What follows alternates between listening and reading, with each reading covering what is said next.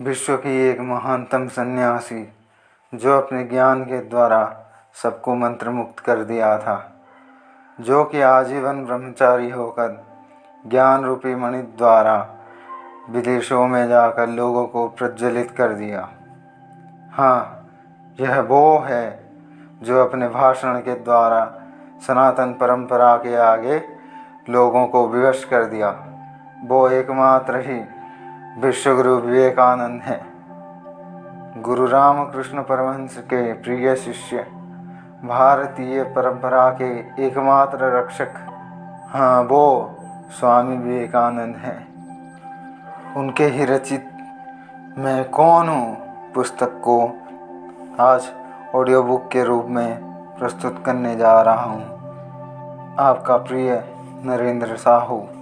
प्रस्तुत पुस्तक में स्वामी जी एक साधारण मनुष्य के उन समस्त प्रश्नों के उत्तर अति सरल शब्दों में दिए हैं। उन जिज्ञासाओं को शांत करने का प्रयास किए हैं जिसमें वह बारंबार उलझ कर रह जाता है कि आखिर वह कौन है, ये आत्मा परमात्मा कौन है, स्वयं को कैसे जाना जा सकता है, उनके जीवन के उद्देश्य क्या है, मेरे जीवन के उद्देश्य क्या है, जीवन की सार्थकता क्या है। यह कुछ सवालों में घिरी हुई मनुष्य आखिर में थक हार कर स्वयं को पूछता है कि मैं हूँ कौन। ऐसे ही अनेक प्रश्नों और जिज्ञासाओं की प्रतिपूर्ति करने के बाद ही एक प्रेरणादायक और ज्ञानवर्धक पुस्तक मैं कौन हूँ, अध्याय नंबर 1, मनुष्य श्रेष्ठतम जीव। उगते हुए सूरज के साथ जंगल के बीच एक शांत वातावरण, पक्षियों की सुंदर राव, शीतल हवा, सुंदर सुगंधी। थोड़ा आगे, थोड़ा खुशी से जंगल में घास चरते हुए बहुत सारे हिरन एवं अन्य जीव जैसे कि घोड़ा, हाथी इत्यादि इत्यादि। पास में बाघ के साथ विचरण करते हुए एक अनोखा परिवेश। लगता है कि एक साथ सब प्राणी बहुत सालों से अहिंसा से जीवन यापन करते हुए दिखता हुआ झरने की सुंदर शब्द के साथ ऋषि मुनियों के आश्रम, उसके साथ यज्ञ के धुआं, मंत्र ध्वनि। ओह, क्या परिवेश है। मन करता है कि यहाँ रुक जाऊं और कहीं ना जाऊं। ओह, बहुत सुंदर। फिर आश्रम के अंदर आगे जाकर मुख्य प्रकोष्ठ में बैठे हुए एक महर्षि यानी गुरुदेव, पास में बैठे हुए अनेक जिज्ञासु छात्र जो कि गुरु के मुख से तत्व सुनने के लिए आतुर हैं। फिर अंत में उत्सुकता भरी एक छात्र प्रश्न पूछता है, हे भगवान, क्या मनुष्य श्रेष्ठतम जीव है? क्या वह देवताओं से भी उत्कृष्ट है? गुरुदेव, सुंदर प्रश्न वत्स। बाकी छात्र भी खुश होते हुए, हे पुत्र, हाँ, यह सत्य है कि मनुष्य श्रेष्ठतम जीव है और वह देवताओं से भी उत्कृष्ट है। वैसे तो ईश्वर सब में बसते हैं, सब प्राणी ईश्वर के अंश हैं, फिर भी मनुष्य इन सब से पृथक है। इस मनुष्य शरीर में विद्यमान आत्मा में भगवान का वास है और समस्त देवताएं इसके अंग प्रत्यंग में वास करते हैं। इसलिए मनुष्य अत्यंत पवित्र जीव है।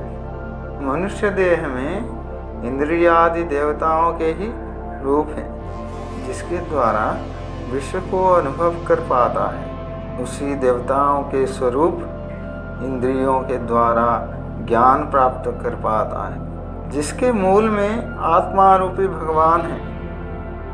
उनके बिना यह शरीर रूपी विश्व नहीं चल सकता है। वो परमेश्वर हैं, दयावान हैं, चराचर जगत के जन्म, स्थिति और प्रलय का कारण है। अन्य एक छात्र पूछता है, हे भगवान, तो क्या हम भी भगवान के स्वरूप हैं? गुरुदेव थोड़ा सा मुस्कुराते, हाँ पुत्र, हम सब और इस समस्त ब्रह्मांड भी ईश्वर के रूप हैं। वो सर्वव्यापी हैं, प्रत्येक कण में व्याप्त हैं। जिस वस्तु को ध्यान करके मनन करोगे तुम्हें वो उस वस्तु में दिखाई देंगे। वो सर्वदा प्राप्त योग्य हैं। वो परमेश्वर तो दयालु हैं। छात्र पूछता है, हे गुरुदेव, क्या भगवान हमारे शरीर में वास करते हैं? गुरुदेव, हे वत्स, भगवान अंतर्यामी हैं। वो सबके ईश्वर हैं। जो ईशन व शासन करने वाला होता है वो ईश्वर है। वो मनुष्य शरीर के हृदय रूपी आकाश में रहते हैं। उनको हम हर समय स्मरण करते हैं। जब हम अंदर से किसी बात के विचार करते हैं, मन ही मन सोचते हैं, उसी समय अंदर से निकलती हुई बातें ही उस परमात्मा ईश्वर की बातें होती हैं। आप सब लोग तो सोचते समय अपने मन की बातें सुने होंगे। यह बात ही उस ब्रह्म, परमात्मा, ईश्वर, जो कुछ भी हम कहें उनकी ही होती है। क्या कभी कोई सोचा है कि मन के अंदर के शब्द बाहर न आते हुए भी कैसे सुन पाते हैं? हमारे कर्ण तो केवल बाहर के शब्द ही सुनता है, तो यह कैसे संभव होता है? कारण कि वही सबके मूल परमात्मा, जो कि समस्त ब्रह्मांड के अधिष्ठाता हैं, आश्रय हैं। इसलिए ज्ञान प्राप्ति में केवल मनुष्य ही सक्षम है। अतः मनुष्य शरीर में वह भगवान परमेश्वर सर्वदा विद्यमान रहते हैं। वो आत्म स्वरूप हैं, वो चित स्वरूप हैं। इसलिए उनका सतत ध्यान करना चाहिए। हमारे शरीर में ही इंद्रिय रूपी देवताओं के द्वारा हम उनसे बातें कर पाते हैं। वो ही अधिष्ठाता हैं, जिनको स्मरण करके हम हमारे पापों से मुक्त हो सकते हैं। इस शरीर में विद्यमान अज्ञान को नाश कर सकते हैं। इसलिए हम कभी इंद्रियों के द्वारा अभिमान नहीं करना चाहिए। इस अभिमान रूपी अज्ञान द्वारा ज्ञान की नाश हो जाती है, और ज्ञान अगर नाश हो जाए तो हमारे पतन हो जाता है। इसलिए इस अज्ञान रूपी अंधकार से मुक्त होने के लिए हम उस अधिष्ठाता रूप परमात्मा को सतत ध्यान करना चाहिए। हम आत्म स्वरूप हैं, यह ज्ञान सबको बांटना चाहिए, और सब ईश्वर के स्वरूप हैं, यह भी ध्यान रखना चाहिए। इसलिए मनुष्य शरीर अत्यंत पवित्र है। वो आत्मा मनुष्य शरीर के अधिष्ठाता है। अतः किसी को भी घृणा नहीं करना चाहिए। इस वीडियो को अगर अच्छा लगे तो लाइक एंड सब्सक्राइब करें। धन्यवाद।